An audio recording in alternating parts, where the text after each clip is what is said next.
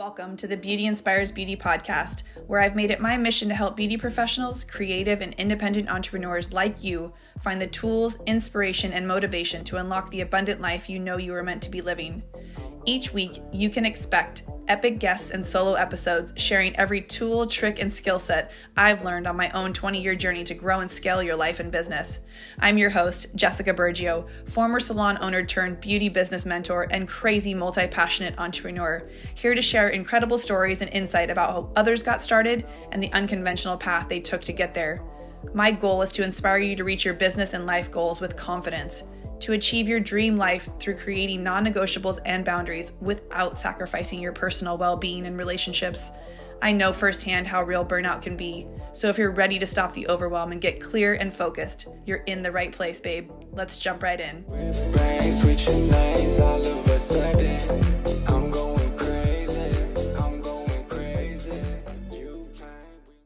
Hello, and welcome back to the Beauty Inspires Beauty podcast. I'm your host, Jessica Burgio. Today, I'm super honored to have Rob Mack in the house. He is a happiness coach, and I don't know if I stumbled upon him or if somehow he was placed in my path on social media to follow, because happiness, peace has been something that I have been searching for recently in my enlightened personal growth discovery. So he fell in my lap, and I've been following him ever since, and just took the leap of faith and asked him to be on the podcast today. So welcome to the show, Rob. Thanks so much for having me. I'm so honored to be here. Yeah, so people like you are intimidating for people like me to interview. So you guys know I am new to the podcast world, but it's in trying things. It's in putting yourself out there. It's in asking people to show up for you that you get the yeses and you get opportunities to interview people like Rob. So again, super honored to have him. Rob, do you prefer Rob or Robert? Both are perfect. You can't get it wrong. I mean, I promise whatever you call me today, people have called me something worse probably 5 minutes ago behind my back. So don't worry about it. You can't get it wrong. But my friends mostly call me Rob. Well, they say if people talk behind your back that you've made it. So I would say. There you go. There you go. I don't have any haters yet that I know of. So I guess I'm still working my way up there. Well, you seem very hard to hate. Very easy to love. Yeah. My mom said you can kill more, with honey. What is that saying? You get more. Bees. Bees with honey? Yeah, absolutely. Go mom. Explain to us I want to just dive right in, because you have a positive psychology degree. Can you explain, like they didn't give me that to check off when I went to school. So I don't remember seeing that as something I could learn about. And that's because it wasn't available for most of us. I mean, so positive psychology is the study and science of what makes life worth living. So it was really the entire discipline was founded by a guy named Martin Seligman. And you might remember him because he conducted a lot of research and studies on learned helplessness and depression. And what he ultimately found was that if you remove the dysfunction from people, like the weaknesses from people or anything that's going wrong with them, if you remove all that, you don't get a happy, thriving individual. You just get one who's surviving. You get like a flatlining individual. So he thought,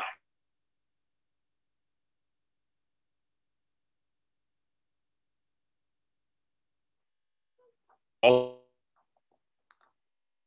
this entire field and psychology. And so there's a master's program, which is an applied positive psychology out of the University of Pennsylvania. So yeah, it's only 15, 16, 17 years old. So it's new for the most part.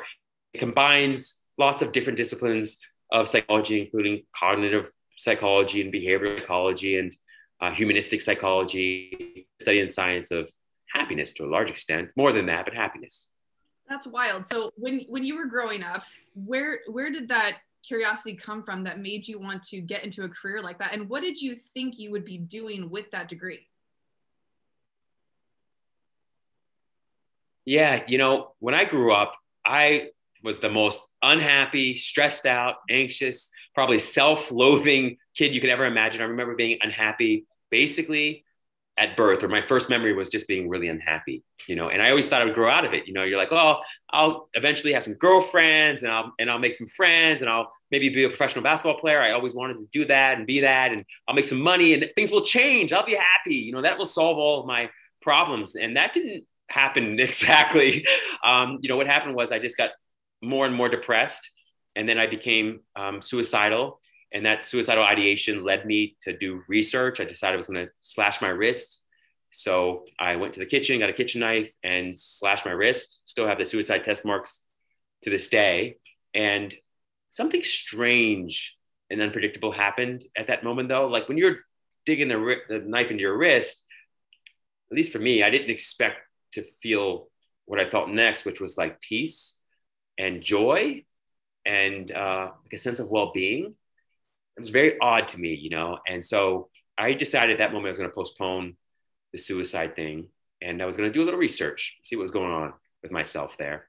And I had only committed to like 15 minutes. Okay. It wasn't like, you know, days or years. It was just like 15 minutes. And I wasn't even fully committed to that. I was like, we'll see, you know, but I started doing some research and I discovered that, like, first, I wasn't alone.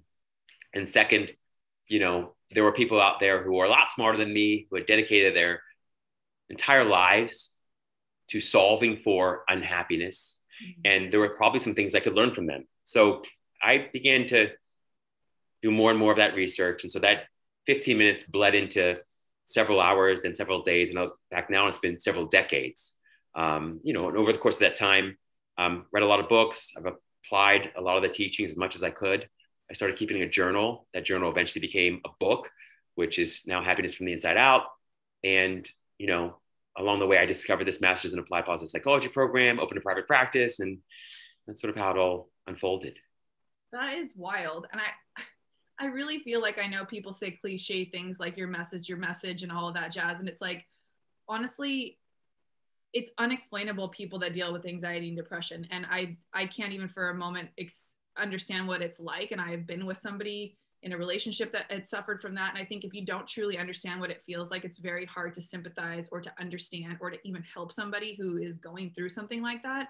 It is truly something internally that you have to figure out on your own, much like any other addiction or things going on in your life. Like, you have to decide that it's something you're going to change, figure out. And I think when we're educated about something, it gives us so much more power around the thing.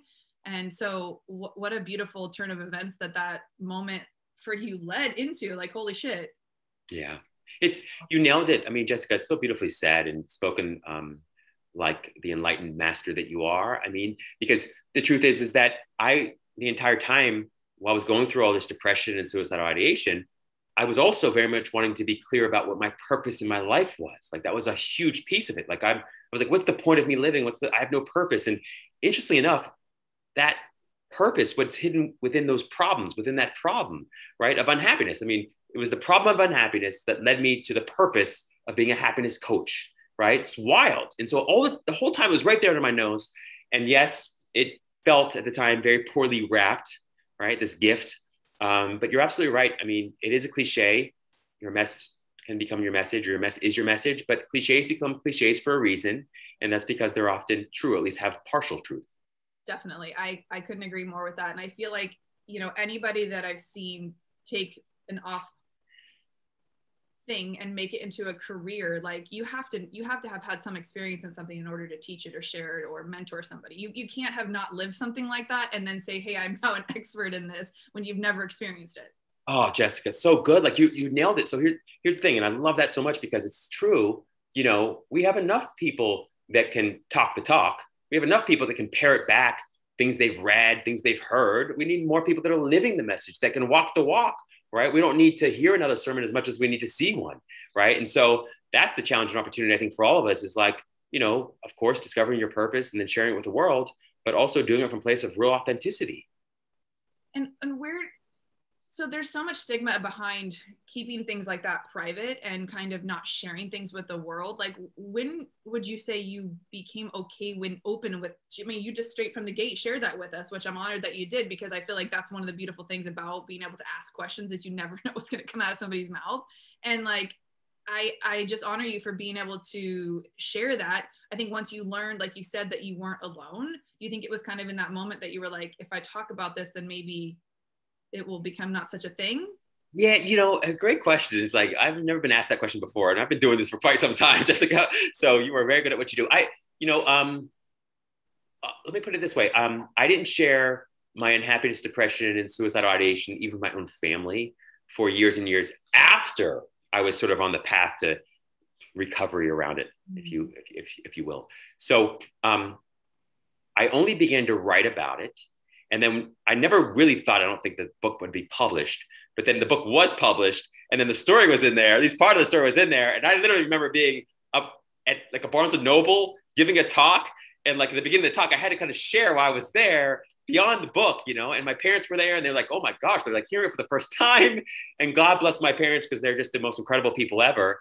But I can't say in the beginning I was very intentional about it. It just sort of happened somewhat organically. And then what you discover, of course, is that for me, my heart around this happiness thing has always been, I'll call it the right place, but another way of saying that is the selfish place, meaning that I wanted to get happy just for me. And when I started sharing my story around happiness, it was genuinely just to help people feel happier. And so I never really thought too much about, oh my gosh, I just put myself all the way out there, except for this time at the bookstore when it was like my book tour, my first talk, you know. But after that, I mean, I really don't feel any recoil around it or reactivity around it. I think because I genuinely like and want people to be happy. Like I just want them to be happy, you know?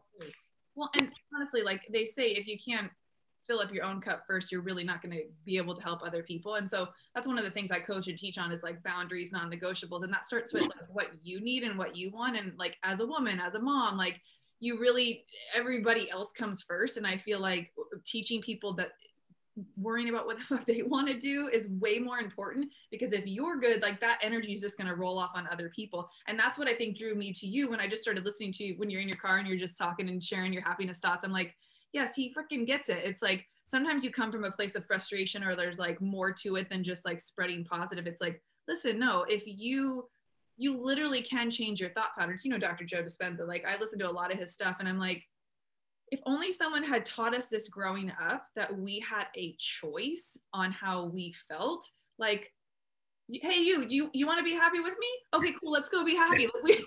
Rather than we bond through like commiserating. And I find that even as I know guys do it too, but chicks do it way more, where we're like, oh my God. And then there's these stories that get told. And then that's how you bond with people. It happened to me the other day with some woman. And I thought to myself, she's not trying to talk shit. She's trying to connect with me. And I was literally like, yeah, yo, we're not going to be friends because you don't get it. And I'm not here to teach you that. A, you're not my client. And B, like, it was one of those moments where I thought to myself, okay, I guess I do have boundaries now, because as great as you seem, like I can't do this with you.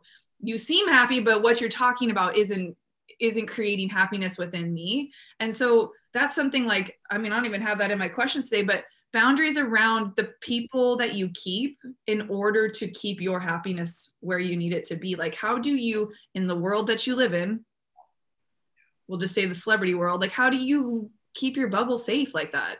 Yeah, it's a great question. And maybe there are levels to it.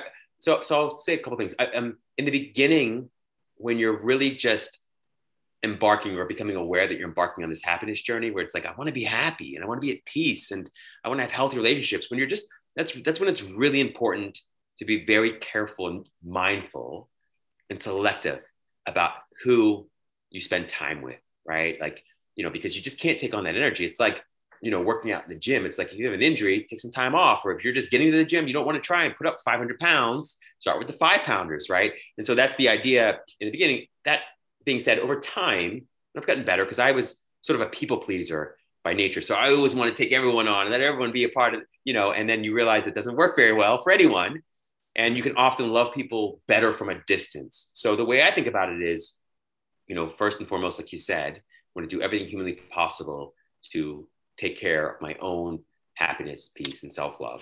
But after a certain period of time, I find that actually people who don't want to be happy tend to be pretty quickly repelled by me, you know, and if they're not like freedom seekers and freedom givers, it doesn't work out so well, you know, because they're like, Rob, it's been 2 hours, you haven't texted me back.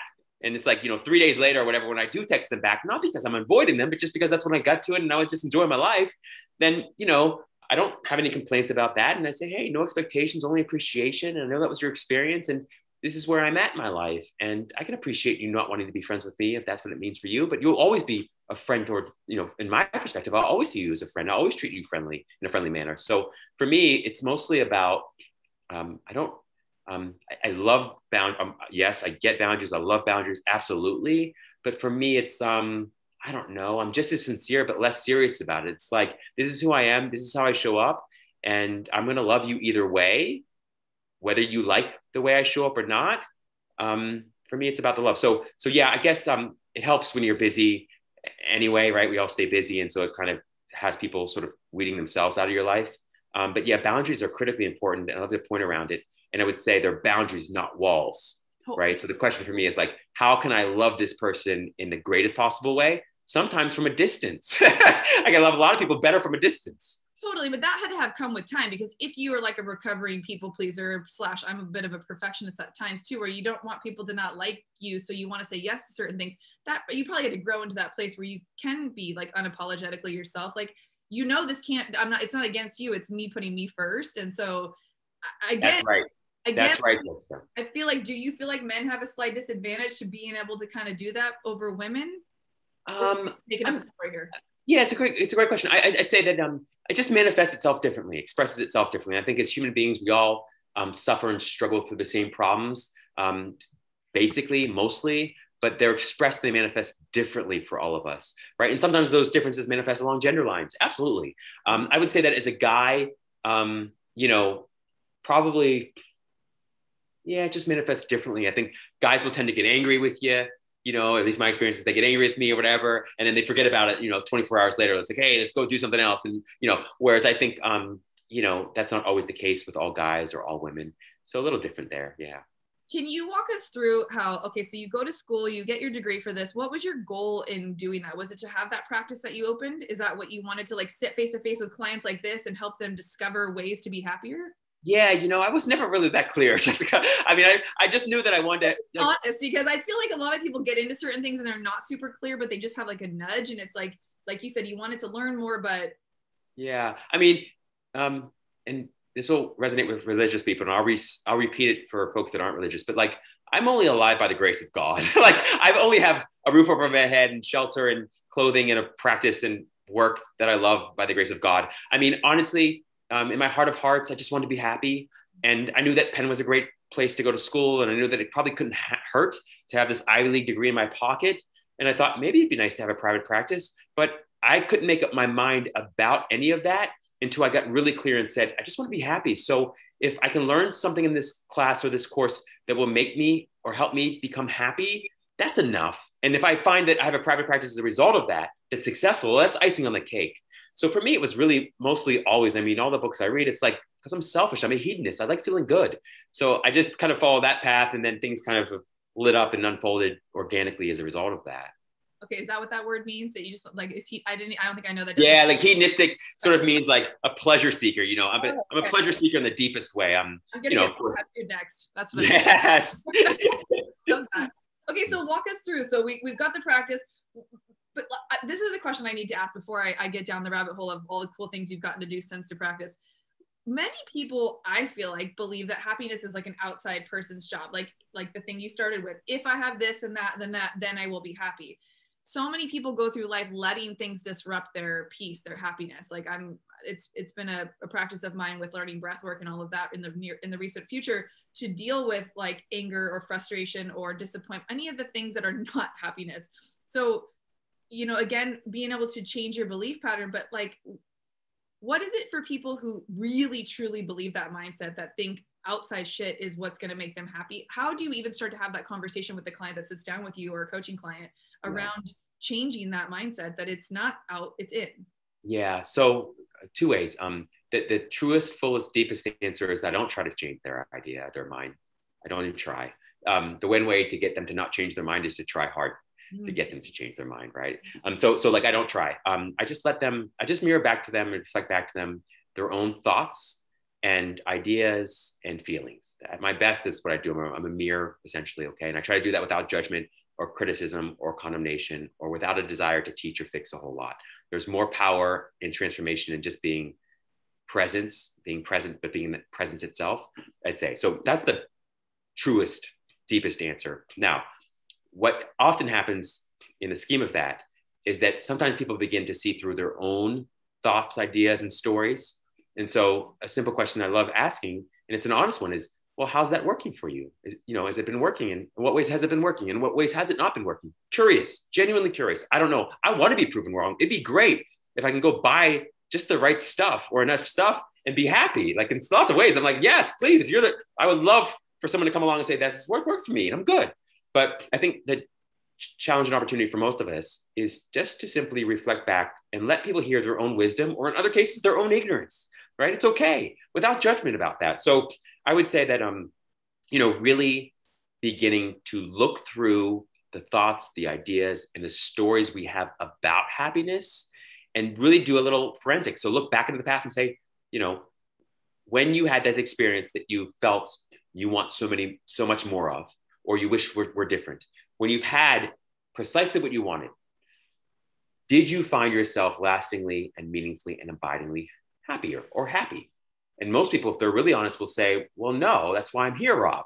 And I'll say, interesting, right? So if we look closely enough, we'll discover that, if it was just through the fulfillment of desire that we could find happiness, most of us would be happy already. I mean, look at how much stuff we all have that we once only prayed for, that we once begged for, that we once had a vision board for. I mean, it's unbelievable the things that I've accomplished, achieved, or acquired. And it's also unbelievable how quickly that pleasure from all those things fades, right? So it's just a little bit of paying attention. And I try not to do too much of the work for people.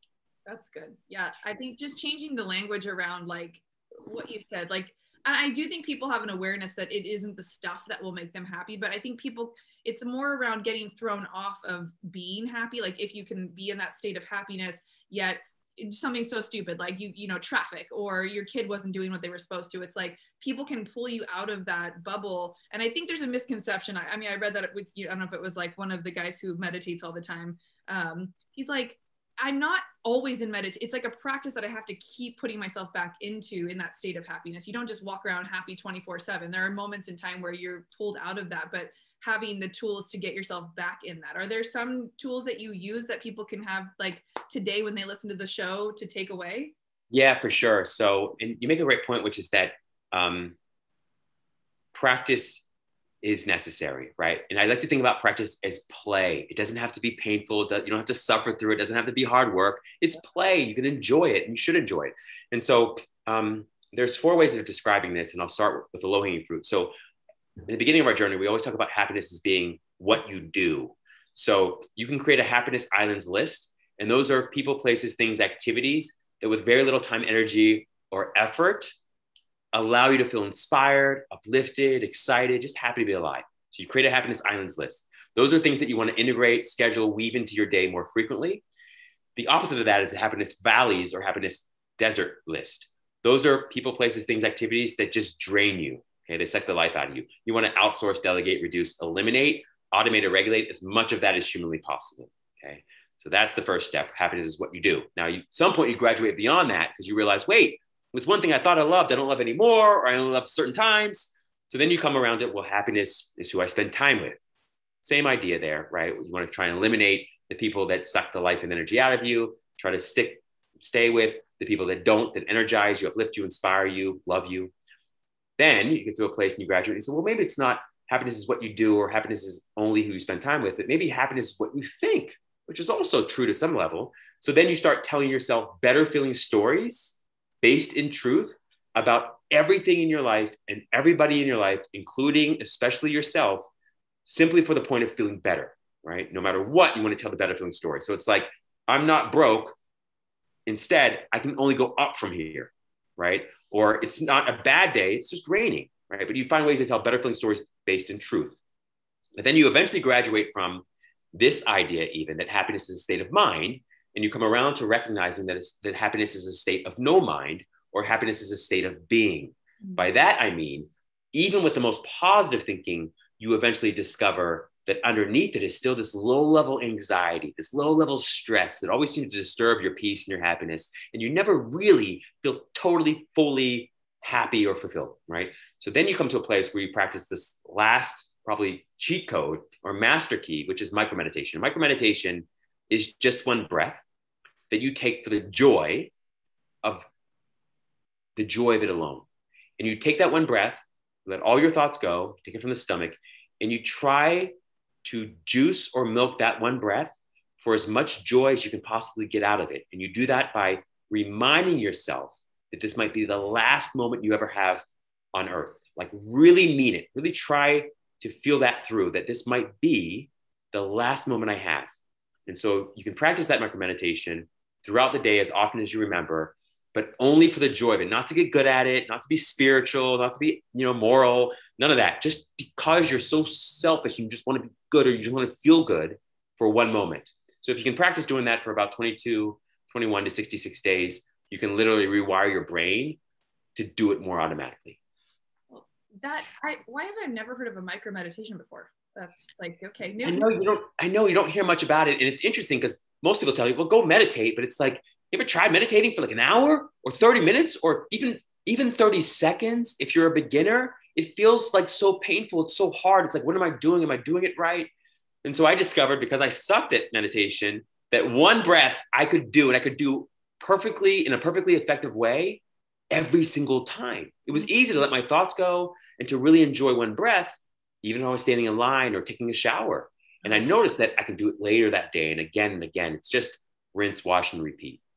Well, and quick wins, like you said, it's like when you have all the tabs open in the computer and you want to you got to close one or two. I think being able to just take that breath, and like when you do things that feel like quick wins versus like, oh man, I suck at this, and you're just then again in a negative story, that doesn't feel good. That's not going to help you in the moment. Like if you're having anxiety, if you're feeling stressed out, waiting in line and you're in rush, like taking that moment. I love the profound like thought of like, this could be my last breath. Like, I don't know that anybody takes things to the extreme like that in order to like get recentered. So I think, thank you for that. That's a big one.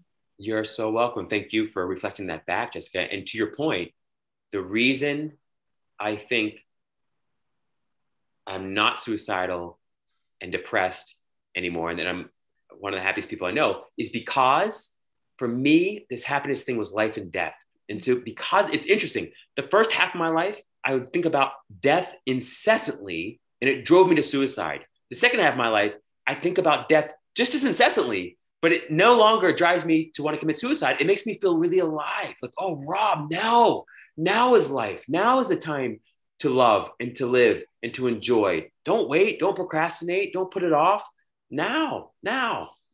That suffering was a gift. You didn't even know you were suffering through the gift in order to get to that place, because so many people, myself included, like I don't have that huge high or low. Like I'm more of like even keel. Like there's things that take me out, but like to be able to think so like concretely, like this could be it, like be as present as possible. Like, man, no wonder you're thriving right now. So what would you say is like a skill set that or just something, I mean, obviously with this backstory we've had, that makes you so unique and successful at what you do? I guess I don't think I do it. So I think Mother Teresa put it like, I want to be God's microphone or God's pencil. And you don't have to believe in God. It can be life or universes, whatever it is that brought us into this life or this world and will take us out of this world. Whatever it is, this universal intelligence that hangs the earth on nothing, rotates it on its axis, revolves it around this super hot star we call a sun, just far enough, but also just close enough to not burn us up or freeze us. Like whatever that is, that is responsible for my life. And when I'm at my best, I'm just a transparency for that. So I do what I can. Of course, I use my brain and I use my hands to create things or to share things or whatnot. But I'm crystal clear that of my own self, I'm nothing. And that doesn't mean that I'm self-loathing. It means that I'm confident, self-confident in a way that is greater than just what I think I can do with my human hands and my human brain, right? And so I just feel like, I guess I'm co-creating with the universe, with life, with God, and then at my best when I'm tapped into and turned on, and I'm not thinking too much, worrying too much, or trying to script and plan and plot everything, something better and more blissful happens through me. And that's what I feel like those card talks, the book, all the things that come out of you so free flowing, just like you must be channeling. There's got to be moments where like, it's you, but it's also something's coming to you to share those thoughts, because even the way you live, like I feel like people who are tapped in, like they get those profound, just, tangents, if you will, of things that really are coming through them to be shared. And yeah, that is definitely what is unique about you, because it seems so effortless when you get on there. There is a sense of confidence, and confidence is something I coach a lot around, and it's something I love helping people with, but it's also, you know, I'm always looking for better ways to help people feel more confident. And I think, I didn't even think about being more happy would make you feel more confident. Oh, it's so good. I love that so much. You're absolutely right about that. When you're happy, you are at your creative best, you're at your problem solving best, and you are most confident. And actually, if you read, not you, but any of us reads more into the science around happiness, you'll find that happiness does make you best at whatever it is you're doing. So a good example, flow state. And you talked about this flow state, right? So flow state, psychological phenomenon, artists, musicians, athletes, creative types, all of us have moments in our lives or our day when we're in flow state. That means you're so tapped into and turned on, absorbed, engaged, and immersed in what you're doing that you don't have a lot of time or interest to evaluate how you're doing, right? And so there's a loss of time consciousness and a loss of self-consciousness. In other words, you're just having a great old time, and you're like 500 to 1,000% more effective, efficient, and efficacious than whatever you happen to be doing, right? We all want to spend more time in this flow state, right? Well, happiness is one way of describing flow state. When you're tapped into and turned on, you're at your best, right? But you're also enjoying your life to the utmost, right? And so all of us really are wanting to spend more of our lives in that flow-like state where we feel extraordinarily confident, but also effective and efficient and deeply peaceful and alive and joyful. And connected. And I feel like what you said, you know, before when you first started about not knowing like your purpose and like not being super clear on what you were here to do and for, it's like, I know I'm kind of going through like a pivot and a shift with my business too. I've been a behind the chair stylist for 20 years. I own a salon here in San Diego. And 2 years ago, I was like, there's got to be more. Like, this is great. I feel super successful in this world, but there wasn't that sense of, you know, I wasn't getting my needs met. And it was years of giving everyone else what will I do if you leave? Who will do my hair? And I'm like, somebody else, you know, don't you want more for me? And it was like, in that moment where I was like, okay, I have to do this for myself and see what else and kind of find my way. And I think people get so scared to leave like a bubble because they don't know what their purpose is. They don't know what necessarily they could be passionate about. So do you get a lot of clients that come to you like, I'm not happy because of my job, or I'm not happy because of my marriage? Like, you know, how do you encourage? Yes. And like you said, you don't tell them what to do. I know, it's a great, you know. So you nailed, I mean, just, it's like such great questions, really great questions. Like, so yes, it's interesting. When I became a happiness coach, I assumed people would call me up or email me, text me, whatever, and ask me for help because they were unhappy. But I've discovered that's a very few number of people that ever do that. In 20 years I've been doing this work, most people call me up and say, my husband has a problem, my wife has a problem, my lack of boyfriend is the problem, my lack of girlfriend is the problem, like my lack of money is the problem. I get it, you know, and I want all those people to have everything they want, most of which, of course, is happiness. And by the way, if you can get happy with all the stuff you want, you tend to get the stuff you want much more easily. But that's, you know, beside the point. A whole nother podcast. That's a whole nother podcast, right? So all that being said, yes. And also, so my encouragement, generally with those folks is, you know, there's a great quote, and I'll never get it right, but it's basically like, don't worry about what the world needs or what anybody else needs. Ask yourself, you know, or even a partner needs. Ask yourself what makes you come alive, because what the world needs more than anything else is people who have come alive, who sort of become on fire, right? And that fire and that light spreads across the world. And so that is my encouragement. It's like, it's easy to kind of like trim around the edges and ask yourself, oh, what do I want here and here and here? But the challenge and the opportunity is to dive deeper into discovering what makes you come alive, right? That's part of the reason that I describe those happiness islands, because you can use that as a starting point.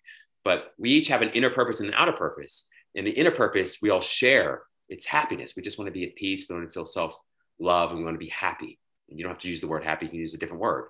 But we all have different outer purposes, which is the expression of that inner purpose, right? And that could be a race car driver, it could be a hairstylist, it could be a basketball player, whatever. But if you do not fulfill your inner purpose, which is happiness, even if you fulfill your outer purpose, you'll still be miserable. Say that again. Yeah. If you do not fulfill your inner purpose, which is happiness, Even if you fulfill your outer purpose, you'll still be miserable. You'll still be unhappy. Now, on the flip side, even if you don't fulfill your outer purpose, but you fulfill your inner purpose, which is happiness, you'll still be happy, even if you didn't ever discover what your outer purpose was, right? Tell them, so, yeah, right. So go for the prize, right? Go for the cake. And I promise the icing will be added later. That's what happened to me. I was like, I don't know what I'm gonna do for a living. I don't know what I'm gonna do for a career. I'll do stuff to pay the bill for now. But this happiness thing feels like it's more urgent. I need to figure this out. So I figured that out. And then everything else started to unfold behind that, right? So get your inner purpose straight. Prioritize that first. And the outer purpose will tend to fall into place. Oh, I just got my money's worth. I didn't even have to pay to be here. And I will take it. Sometimes that's the thing about, tuning into listening to positive propaganda. That's why I'm such an advocate for reading books that are going to support that and watching things that are going to support the goal that you want, which either is peace, happiness, joy, like all of those things. And staying around people like Rob or people that motivate you, whether you know them or you don't know them. I feel like people are like, oh, I don't have those type of people in my life. Well, go find them because they're not going to find you, especially if your energy is down here. They're not going to radiate down to you. You have to go put yourself around people who are bringing that kind of energy, and you'll start to emulate what they're doing because you want to be like that. That's right. The well doesn't seek water, right? Like if you want water, you've got to go to the well, right? So the well, it doesn't seek people. It's sort of like, you're absolutely right about that. You have to seek it out intentionally, and you'll be surprised. People will start showing up in the most random of places. If you're just paying attention, I can't tell you how many times I've been to a gym or a grocery store or whatever, and I've had some thought in my mind, and I've bumped into someone, maybe someone I don't even know, a stranger, and all of a sudden it's like, oh my gosh, you just spoke to the next book I need to read, or you just spoke to something I need to remember. And so really teachers and masters are all around us. I agree. So you just touched on something. Now we've just come off a crazy year with the world being closed for so long. And your industry is being on TV. You are a guest in so many shows that are out right now. What have you done in order to, I know that probably brings you a lot of joy and a lot of fulfillment by being able to contribute to such big shows and to write to books and go around talking about all that you do. What is bringing you joy right now? What is keeping you in that happiness state? Yeah, this conversation. I enjoy this conversation as much as, if not more than anything else in my life. This is what I live for. When I was, 8 and 12 and then 17 and 25, like, this is all I wanted. I just wanted to have this conversation, from a genuine place. Not because I need to be celebrated or I need to teach and preach to people. Not that, it's like, I just wanted to be happy, and connecting with like-minded, like-hearted, like-souled people like yourself is, for me, complete happiness. I would also say, so outside this conversation or conversations like this, for me, it's when I'm not thinking a whole lot, man. I enjoy my thoughts. I do. And especially if I get those downloads, I'm like, oh, that's a good one. Let me put that in there. It definitely didn't come from me. I don't know where it came from, but I'm going to, write it down.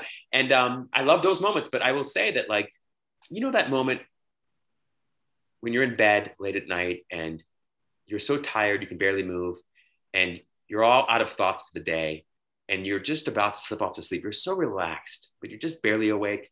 And it's just so beautiful. It's so pure in its peace and its joy. And you just feel like this warmth and this love. It's like that's my experience of meditation, or what I call practicing the presence. That for me is the most sublime happiness that exists.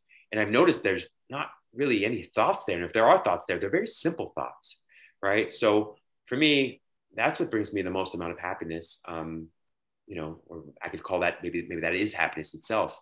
But yeah, for sure. And so I find all kinds of different ways to kind of weave that into my life. And I love exercise, and, I love spending time with people, but I would say that it's that faceless, formless, thoughtless, wordless, infinite, eternal, peaceful aliveness inside that, when I'm aware of, is happiness. And when I'm not aware of it, I call it unhappiness, but it's still there. It's still there. Just call it something different. Well, your baseline is higher than most people's top. So it's like you've gotten to yourself to a place where, even if it's not your version of the happiest version of Rob, it's still a pretty good space to be at. Okay. So what is some of the best advice you've ever been given?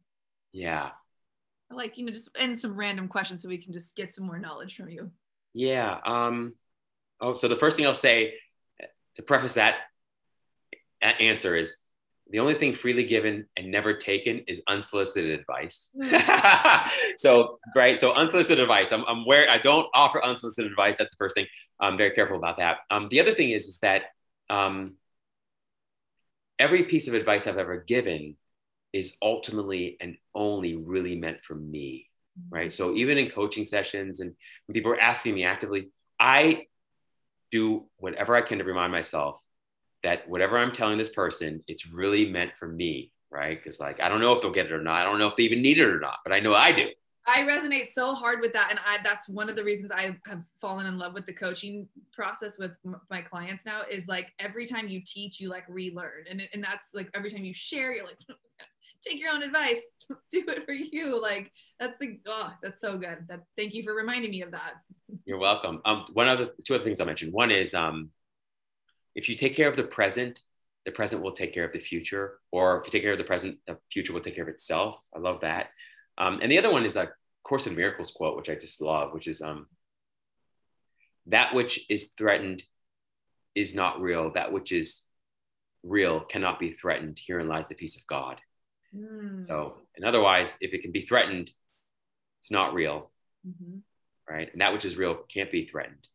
And herein lies the peace of God. So, yeah, you can sort of let that one sit for a while. It may take a while to kind of marinate, but I feel like that goes along with something a little more crass that I say sometimes. What's that? Yeah, what's that? You can't fuck up something that's meant for you. Boom, right? Yeah, that's right. If it's meant for you, it doesn't miss you. If it misses you, it wasn't meant for you. It wasn't meant for you, yeah. And if it is, it'll come back around. So have faith. Love. Okay, what's one thing, like a thing that people value that you don't? Like you don't care about? The past. Okay. Yeah, I don't even particularly like looking at pictures of the past. I don't like talking about the past. Thinking, it's like, there are moments, I mean, I will entertain it and I just don't have it's just like, just like not so much, and the future a little bit, not so much the future either. I mean, I like talking about it here and there, but I try to stay rooted in the present. I really genuinely do. The other thing is the news and gossip. Like I don't care. If there's something I can do about it and be helpful, I'm down, but I don't go read the news. I don't go I don't care what other people are doing. I don't, it's like, it's something cool, like exciting or inspiring. Yeah, that's cool. But I don't, so-and-so said this or did this. It's like, I don't, okay. I guess they did. Yeah. I just, one of my girlfriends was going on a rant this morning on her Instagram about someone told her she lives in a box because she doesn't watch the news. And, she got her ass on Instagram to talk about it. I love her for that. Yeah. She's like, how dare you say I live in a box? You're watching all the negative shit. What are you doing about it? Like, are you contributing to fixing whatever it is you now know about? Like, you know about it now. What are you going to do? And I was like listening to her and I'm like, I don't know how I feel about what you're saying, but I don't really watch the news either. So I was like, you get a lot from Instagram. And plus I have clients that come in. Many of my clients are well over 60, 70, 80 years old. And let me tell you, they fill me in. Like, I don't have to watch news. Every 6 weeks when Deb comes in, Deb tells me everything I need to know about, I knew Trump's, hair. I mean, I knew everything. So it's one of the beautiful things about my career. Like, I literally know a little bit about every single thing there possibly is to know. It's crazy. Okay, so I want to do like fun questions to end the show, and I want to honor your time. So we have a few more minutes if that's okay. I love it. I talk to you for hours, so yeah. Cool. Well, we'll have to do this again. What is your favorite word? Probably 2 words: peaceful aliveness. But I would say, yeah, it's probably peace. Okay, peace is mine. Peace was the goal for me when I sat in front of my breathwork teachers, and they were like, "What do you want to feel?" And I was like, all of this stuff was coming up, and I was like, "Peace. I just want to feel at peace." And the peace you and I are talking about is not a funeral dirge. It's more like a festival of lights. It's an alive peacefulness, right? It's an alive peace. With your toes in the sand, kind of a like, yes, like that feeling you get, like you said, before bed, where nothing else really matters at that moment. It's like you're not really feeling anything, but you're feeling everything. Yeah. Boom. Good. Okay. Well, what is one thing you're not very good at, Rob? Because I feel like you're good at a lot of shit. Oh boy, so many things. It's funny, when I first meet a client, I always tell them, I know. So the one thing, cooking. Not a great cook. Not a great cook. That's okay. You live in a great at warming things up still, but yeah. You can order in with the best of them. Yeah. Okay. Yeah. If you could have one superpower, what would it be? I feel like you already have some, so. I do owe you some money. Presents. Presents. Yeah, just to live there, right? Like, I love that. I want to get on that island. Yeah. Okay, if you could only eat one thing for the rest of your life, what would it be? Probably sushi. Ooh, that mixes it up because that's not narrowing it down. Way to get more in there. Yeah, you're right. I kind of cheated that one. Like a real cheater, like honest cheater. Okay, Yeah. what's the most exciting thing you have going in your life right now? Couple TV projects that are currently being pitched and hopefully sold. We'll see. Can you talk about any of them? Can you give us like a little hint? Yeah, it's so there's two that are like about psychologists and coaches, therapists, and kind of what happens there's two on love, and there's one that's kind of a morning show kind of thing. Fun. Yeah. So explain, because I know you had a little bit of a modeling career. How did that lead into you? Yeah, I know, I scoped you out, don't worry. How did that lead into you getting your first gig on TV? Like who opened the door for you? Who were you knocking on? Whose door was like, tell me about that a little bit before so great question. So I was working as a management consultant, loved the people, hated the work, really hated the work. Eventually, living in Philadelphia, I decided, because I was so miserable and I was trying to be happier, that I should just do the opposite of everything I was doing. So that's all I knew. I was like, I'm going to move to Florida. I went to business school so that I could make that all happen. Like, so I could still work for the management consulting firm, but work from a virtual office.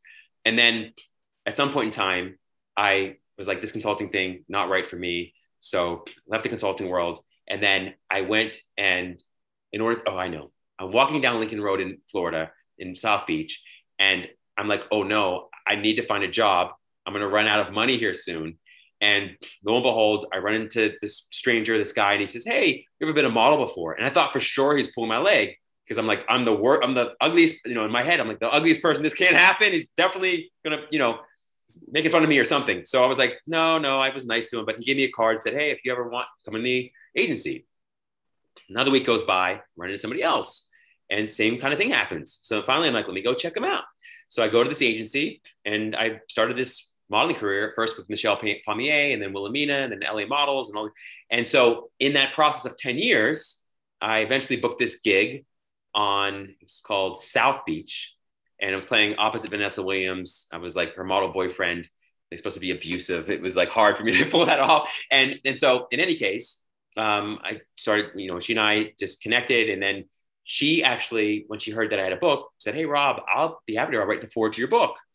And in the process of me doing this modeling thing, TV stuff, then people came to know me as a happiness coach, really a relationship coach in the entertainment field.